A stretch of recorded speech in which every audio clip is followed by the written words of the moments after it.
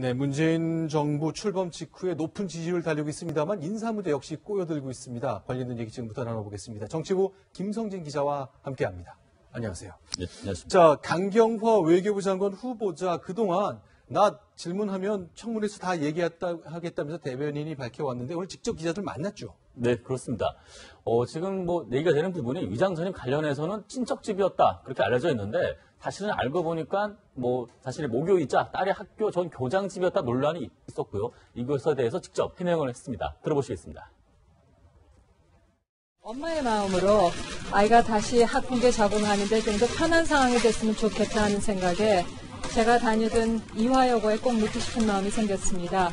그때 마침 아는 은사께서 그 주소지를 소개해 주셔서 그 주소지로 주민등록을 옮기게 되었고 그리고 아이가 이화여고를 다니게 됐습니다. 자, 그러니까 미국에 있던 딸이 한국으로 들어오면서 엄마가 다녔던 그 이화여고에 입학을 시키고 싶어서 위장 전입을 했다 그 얘기인데 네. 어머니가 은사도 만나고 은사한테 소개도 받고 학교에 굉장히 깊숙하게 관여를 했던 모양이군요. 네, 그렇습니다. 이런 내용을 볼 수 있는 것이 네. 지금 2000년 7월에 입학을 했는데 2000년 11월에 당시 이화여고 교장과 따로 만났던 내용이 총동창회보에 실렸습니다. 그 내용을 한번 살펴보시면 저게 동창회보에 실린 교보에 실린 내용이군요. 내용인데 와서 상세하게 물어봤습니다. 일단 졸업생이자 그리고 학부모의 입장에서 자립형 사립고 진행 사항은 어떠냐라는 답변도 주고받았고요. 교장 선생님과 나눈 대화군요. 네, 단둘이 다룬 얘기입니다. 그리고 동창하게 바라는 얘기가 또 뭐냐 했더니 학교 발전 기금 많이 보냈으면 좋겠다 이런 얘기를 했는데 과연 그때 그 일반 졸업생 또는 네. 학부모를 이렇게 교장과 단독으로 만난 내용이 동창회보에 실릴 정도의 비중이 있었을까라는 점에서 단순한 그런 생활형 위장 전입이었을까라는 부분은 좀 의심이 드는 부분입니다. 자, 그러니까 외교부 심의관이죠. 대학 교수하다가 이제 정부에 들어와서 일하는 외교부 심의관이었고 국장이었는데 그때 저렇게 실렸다는 게 역시 대통령, 김대중 대통령이 통역을 오랫동안 했다는 그런 점이 좀 반영이 된 걸로 봐야 되는 겁니까? 아무래도 흔히 얘기하는 문고리 권력이지 않았을까 하는 정황 때문에 단순한 졸업생 그리고 학부모라고 해서 이런 자리가 마련됐을 것 같지는 않다는 점에서 조금 더 확인해 볼 필요가 있을 것 같습니다. 자, 오늘 지금 화면에 보시는 것처럼 기자들을 만났거든요. 위장 전입했는데 친척집이라고 청와대에서 설명했는데 그게 아니었기 때문에 거짓 해명 논란이 있었잖아요. 그것도 답을 내놨죠? 네, 그렇습니다. 직접 들어보시겠습니다.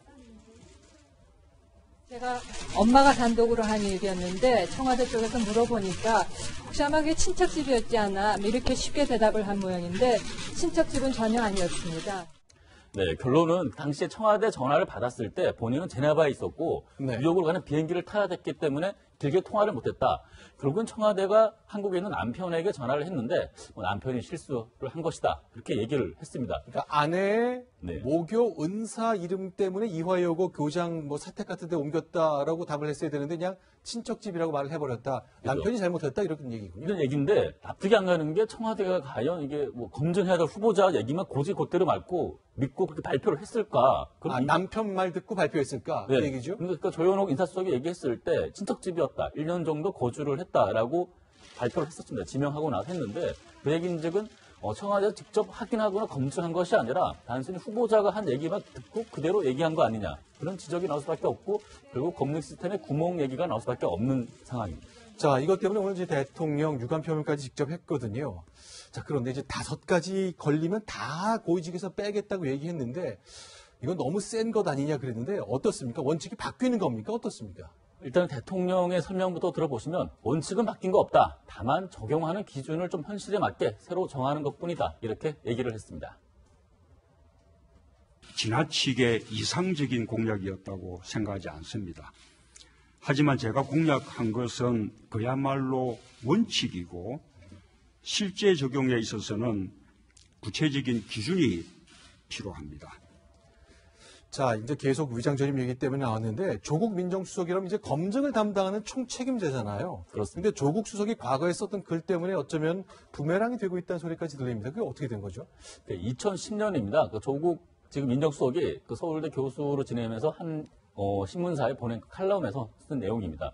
그때가 2010년은 어떤 때냐면 이명박 정부에서 고위직들이 청문회에서 계속 걸리니까 교육 목적의 위장 전입은 봐주자라고 네. 얘기를 하고 아니면 2002년에 기준으로 자르자라는 주장을 한참 나올 때입니다. 그때 조국 수석이 교육 목적의 위장 전입, 인지상정 말도 안 된다 이렇게 얘기를 하면서 지금 돈 없는 우리 시민들은 어떻게 하냐. 결국에는 그런 건 시민들의 마음을 후벼 파는 소리다. 하면서 아주 날카롭게 비판을 했습니다. 그러니까 투기 목적이 아니면 그냥 넘어갑시다 하는 취지의 청와대와 여당의 얘기 관련해서는 이제 조국 수석의 7년 전 글이 결국 그 부메랑으로 돌아온 상황이 된 것 같습니다. 네. 그렇다면요. 이건 어떻습니까? 이제 여당에서 오늘 얘기했죠.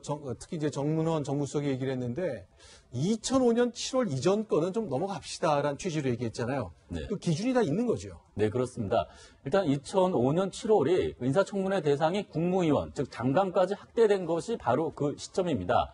근데 왜 굳이 그때부터냐라고 얘기했을 때 좀 여러 가지 좀 있습니다. 당초에는 좀 나왔던 기준들이 1998년에는 주양자 복지부 장관이 낙마를 했었고요. 그리고 2000년에 총리 청문회가 처음 도입됐고 2002년에 장상 총리가 후보자로 첫 낙마를 했습니다. 위장 전입으로. 그러다 보니까 여러 가지 기준이 있는데 그렇다면 이낙연 후보는 당연히 2000년 총리가 청문회 도입된 2000년 아니면 위장 전입으로 총리 후보가 낙마한 2002년이 기준이 돼야 되는 거 아니냐 그런 네. 얘기를 하고 있는데 지금 청와대가 얘기하는 건 2005년 7월입니다. 그러다 보니까 기존에 있던 지금 강경화 후보의 2000년 그리고 김상조 후보의 2차 전입 2004년까지는 모두가 걸러지는 겁니다. 그래서 지금 이 정부에서 내세우는 후보자들의 위장 전입은 다 넘어가자. 그렇게도 해석이 되는 부분이라서 좀 문제의 소지가 있어 보입니다. 자, 그러니까 2005년 이전 건 다 넘어갑시다라는 게 청와대 생각인데 그렇다면 지금 문제가 되고 있는 김상조, 이낙연, 강경화 후보자 모두 그냥 문제 안 되는 거죠.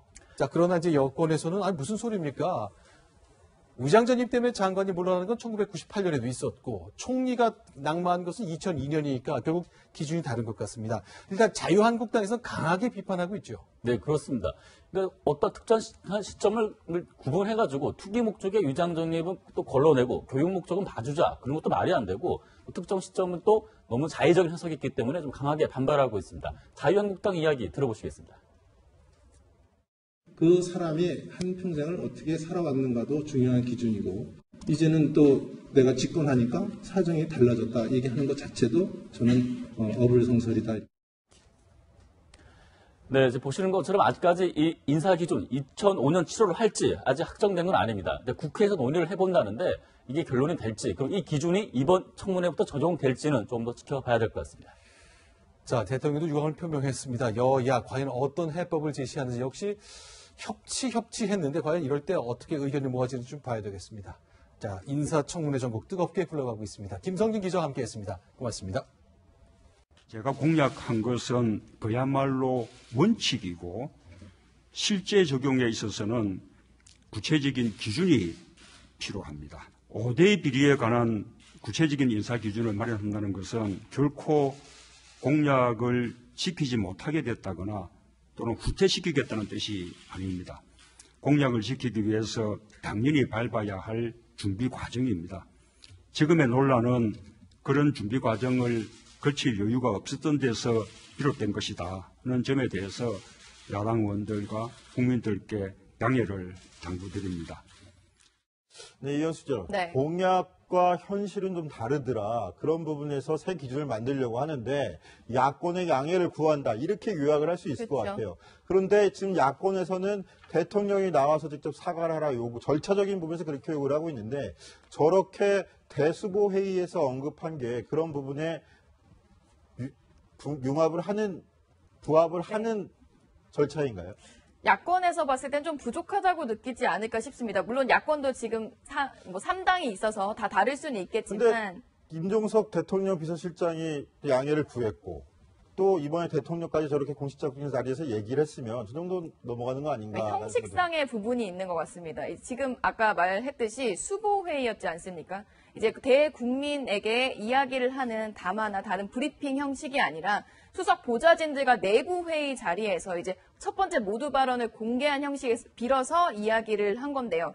사실 야권에서는 사과도 사과지만 이걸 앞으로 어떻게 할 것이냐, 5대 비리 기준 그대로 가져갈 것이냐, 아니면 위장 전입을 뺄 것이냐, 공약자의 직접 입장 표명이 필요하다 이렇게 얘기를 했던 부분이었는데 이제 분명히 뭐 문 대통령 입장은 나온 것 같습니다. 우선 5대 비리 배제 원칙은 원칙일 뿐이고 세부 기준을 만들겠다. 그리고 세부 기준은 국정기획 자문위에서 지금 현재 만들고 있는데요. 글쎄요, 이 부분이 야당 측에 만족이 됐을까요? 실제로 이낙연 후보자 인사청문 보고서 채택과 그리고 인준 처리 향을 움직임을 조금 더 보면 알 수 있을 것 같습니다. 자, 최석호 기자. 오늘 그 정부에서 새 기준을 만들겠다 얘기를 했는데 정병원 정무수석이 국회를 찾아서 새 기준에 관련한 이야기를 했잖아요. 어떤 기준입니까? 그렇습니다. 오늘 오전에 전병헌 수석이 국회로 가서 4당 원내대표를 만났습니다. 그러면서 이런 이야기를 했습니다. 어떤 날짜 기준을 정했는데요. 2005년 7월 이후에 위장전입이 발견된 고위공직자 후보는 투기성과 상관이 없이 아예 후보자 지명에서 원천 배제해버리겠다 이런 얘기를 했습니다. 2005년 7월 이후라는 시기를 못 박은 건데요. 이 시기는 인사청문회 제도가 도입된 2005년 7월을 말하는 겁니다. 하지만 2005년 7월을 왜 못 박았냐?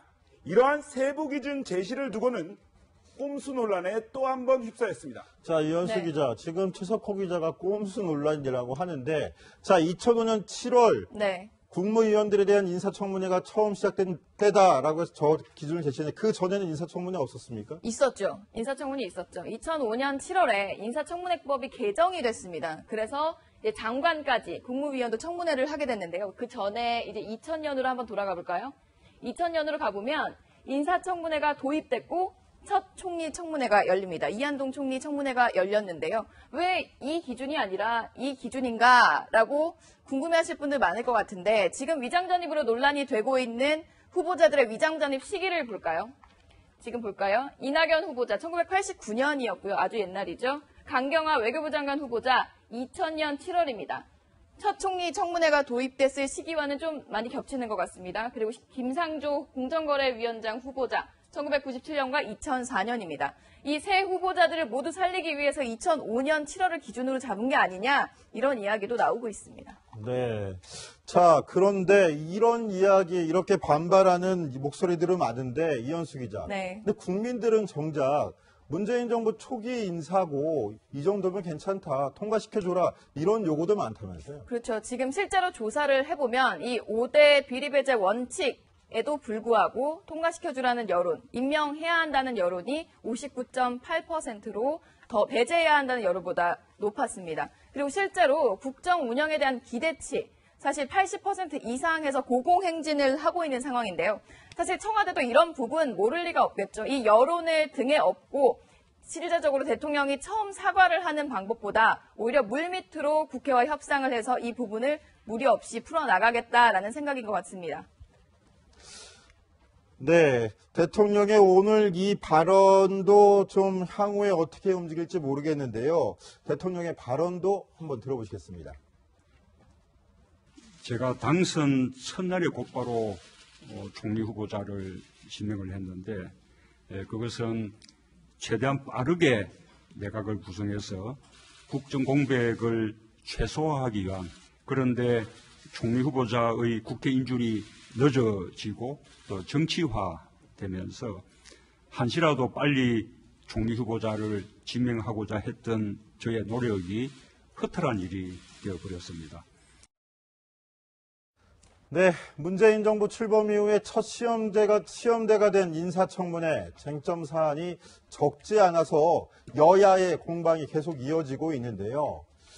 가장 중요한 역할을 진 정당이 어딜까요? 저희가 생각하기엔 바로 국민의당입니다. 캐스팅 보트권을 쥐고 있다고 보는데 국민의당에서도 바로 정치 구단이라도 불리는 이분을 직접 모셔봤습니다. 영상으로 먼저 소개해드리겠습니다.